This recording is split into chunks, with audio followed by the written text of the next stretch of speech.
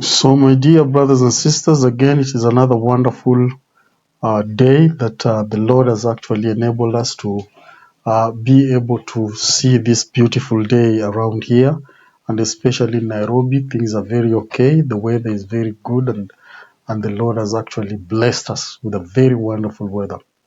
Now, today, I am actually privileged to share with you how exactly the Church of Jesus Christ of Latter-day Saints is actually growing in one of the lands, one of the farthest lands that I've never known. I do not know even how it is, but it is a land that I've been guided to actually share with you how exactly the church is all about. And this is the Dominican Republic. This is where the Dominican Republic and how the church is really growing in Dominican Republic. I think it is one of the countries in the Caribbean there.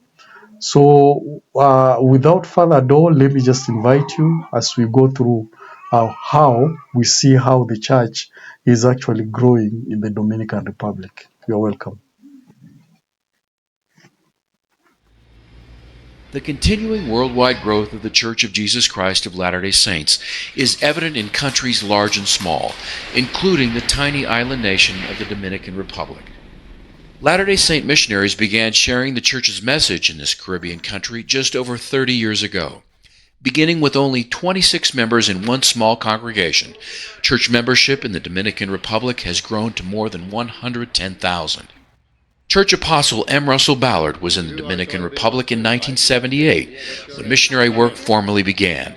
He returned to the Caribbean nation in November to visit with local members and leaders and to reflect on the church's progress there.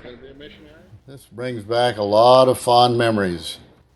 I was pretty young. They gave me a picture of when we were here, and I had black hair and I was skinny, and look what's happened in 31 years.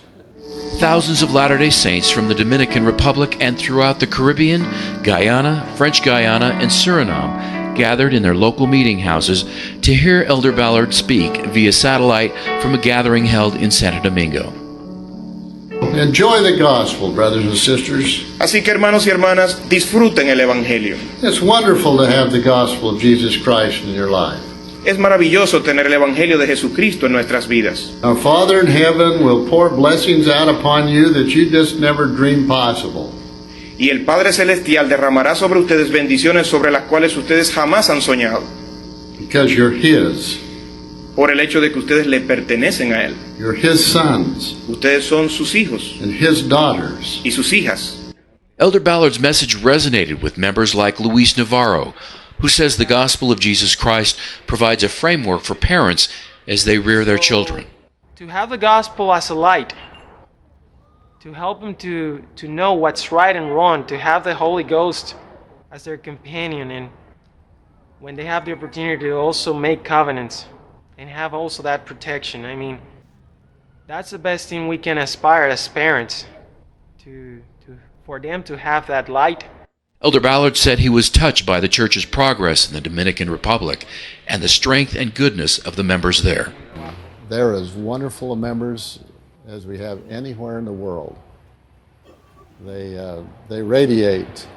Just look at their faces. They radiate the power of having the gospel in their lives. So, my dear brothers and sisters, that is exactly, as you can see, that is how the Church of Jesus Christ of Latter-day Saints is actually established in Dominican Republic.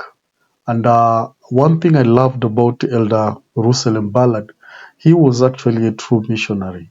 He was a true missionary. He was very diligent in his work, and you can see what exactly he did there.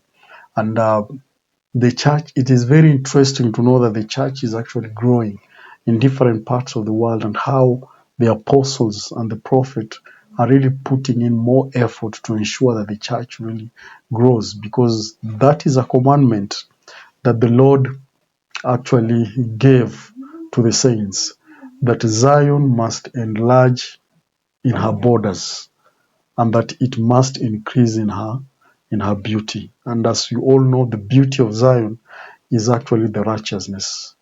And the borders must be enlarged, and that is how you see that Zion is actually growing in different countries, parts of the world, all over the world, that where the saints, where the apostles are actually visiting to meet the saints and to encourage them, to ensure that the Lord is actually, expanding his work in these latter days. And as I always say, my dear brothers and sisters, for those who do not know about the church, this is actually a sure testimony of what the church is all about and what exactly the Lord is doing in these last days. And you should not actually be left, unawares, because when the Lord is gathering his own, uh, he is actually doing it in a more profound way. And it is always our joy to ensure that those who have not received this gospel, they also become partakers of this gospel so that their families also can be blessed by the priesthood of God here on earth. Otherwise, thank you very much, my dear brothers and sisters, and I'm looking forward even to see you next time. Otherwise, thank you very much.